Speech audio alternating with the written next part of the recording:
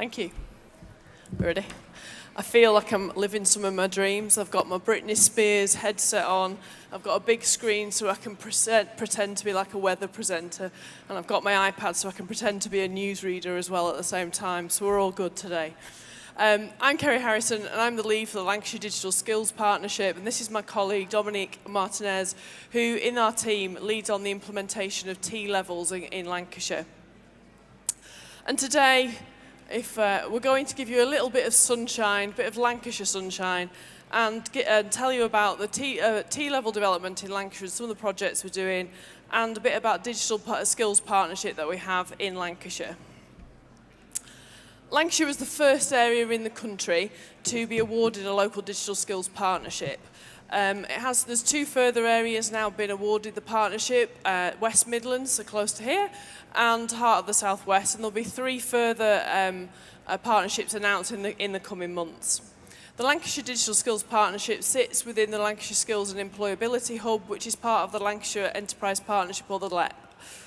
The partnership enables Lancashire to work together to fill the gaps identified across all areas of the population, with a view to ensuring that Lancashire becomes a digital skills hotspot. So we want high levels of digital inclusion, we want successful businesses with high levels of productivity, and we want a plentiful pipeline of skills coming from our schools, colleges and universities. My role as the lead of this, as the coordinator, is to bring the right people together across all sectors to work together to fill the gaps that we've identified. The role acts as a bit of a conduit of knowledge, of opportunities that are available, that good practice that's available across Lancashire, and linking them up, joining those dots. We take and we capitalise on the opportunities that are put forward to us from the National Digital Skills Partnership.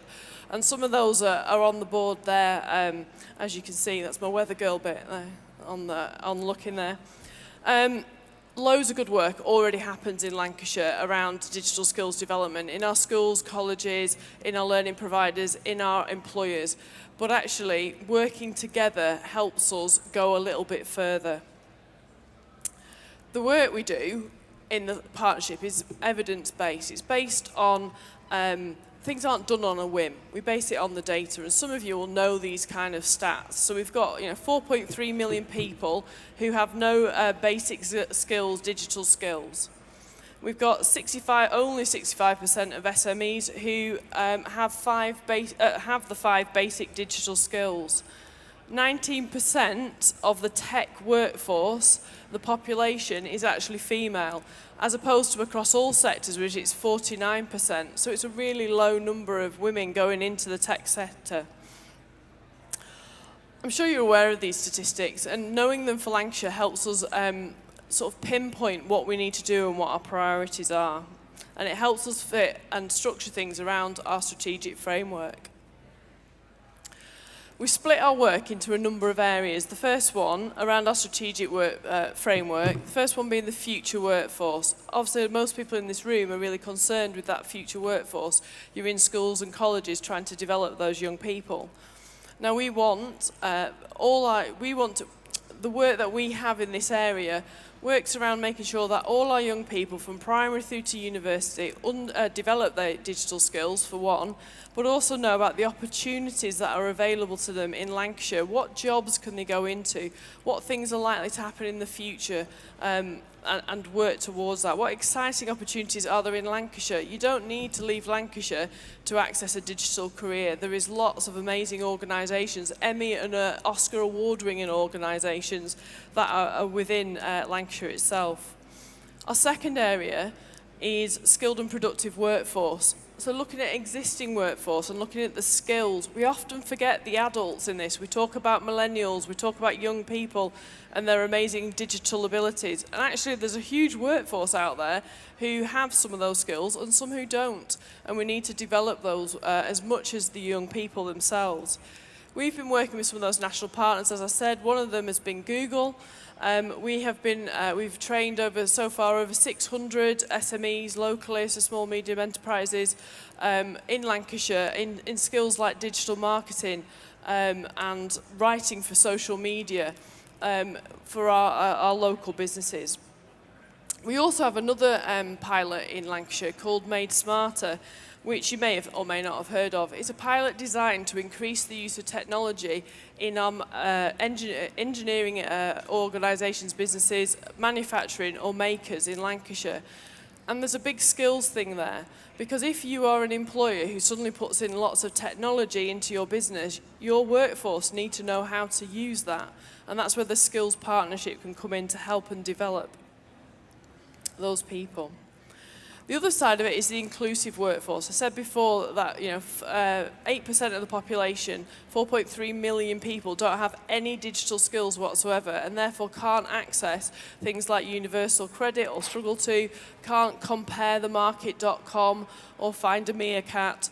It can't do any of those kind of things and therefore lose out on saving money. Even finding jobs is difficult because it's all online, or majority of it's online. We have, like many areas, European social funded projects that are looking at digital. But we've also been working with national partners like One Digital, Lloyds and Freeformers to actually offer alternative, innovative ways of actually offering and developing skills for that part of the workforce. And obviously the informed approach we've already discussed.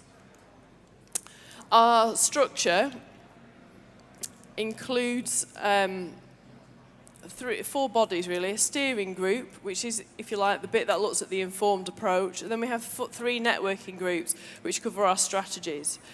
The future workforcing group, obviously each networking group rather, look at each area of the strategic plan. One area of that is the future workforce, and T-levels, and the digital T-levels comes up to, under that, and Dominic's going to tell you a little bit about our work there. Okay, so what we thought we'd do is demonstrate how the Digital Skills Partnership really has an impact actually today and can help. You may not be aware, but T-levels are coming and they are a brand new level 3 qualification. The government want to simplify level 3 qualifications, so eventually there'll be a lot less level 3 qualifications and more T-levels as they come on stream. In 2020, which for educationalists is tomorrow, we're introducing digital construction and education childcare across the country. It is a massive government priority at this moment in time. Over £500 million has been invested by the government in T-levels alone over the next, that's per year, over the next few years. They are developed alongside apprenticeship standards and by industry, so I'll just kind of give you a quick run through. And the big thing is that people will get a 45-day work placement, which is a massive challenge for both businesses and for students involved. Okay, so the T level is 3 times the size of 1A level, so it's a really big qualification. So a T level in digital is going to be a sizable qualification. And when we spoke to our staff members who were asked to deliver T-levels and asked to deliver digital T-levels in particular, they really said that upskilling is a massive area. Now, as you all know, in the digital area, this has to occur almost every year without a shadow of doubt, and a lot of people have not had an opportunity to go out into industry. So what we did through the Digital Skills Partnership is we identified a number of industry partners who could deliver CPD opportunities for staff to create kind of masterclasses, to create industry awareness sessions. So rather than going to a CPD organisation, we actually went to real businesses and asked them, what could you do to help us upskill our members of staff? And over the last 6 months, we've had 40 teaching staff and 10 companies involved in terms of what we're doing. And here are the kind of companies that we're talking about. So some of them you'll be well aware of, some of them you might not know about. And that was great for us because we were able to go into areas like testing, go into areas like shopping cart development, and really kind of show different areas of digital rather than just games design and web design, which is kind of what people or students focus on at this moment in time. So we work with all of those organisations. So that's a real flavour of how the Digital Skills Partnership have helped us upskill our members of staff in digital across Lancashire. So, we'd like to, as my final desire, and I'm wondering, I've got my Britney Spears headset, I'd like to channel my inner Chris Martin and go for a Coldplay few minutes. If you'd like to get your phone out, We'd like to use the torch function on it and ask you Wow. some questions. It's just adding a little bit more of an element to just putting your hand up so we can wave it and see. So if you've got your phone, we've got an easy question to start with. Was it easy to turn your torch on? If you've got your phone on, wave it about if you've got it. Go on. Oh, thank you. That's great. Thank you very much. Our second question then. Kerry, you're going to sing some Coldplay songs now? Maybe not.